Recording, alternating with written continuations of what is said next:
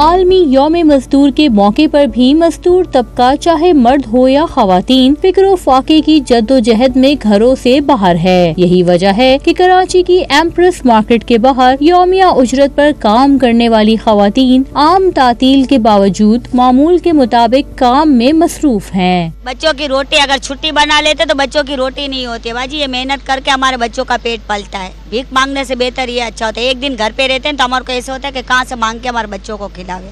कारोबार इतना है नहीं, आमदनी है नहीं, महंगाई इतनी बढ़ती जा रही है दिन में दिन। अभी हम आएंगे तो हमारे बच्चों का गुजारा होगा। महंगाई इतनी है कि घर का पूरा होता नहीं। अभी आएंगे कुछ ना कुछ तो लेके जाएंगे ना। सारा दिन में कोई आता है कोई नहीं आता है, ऐसे भी खाली चले जाते हैं।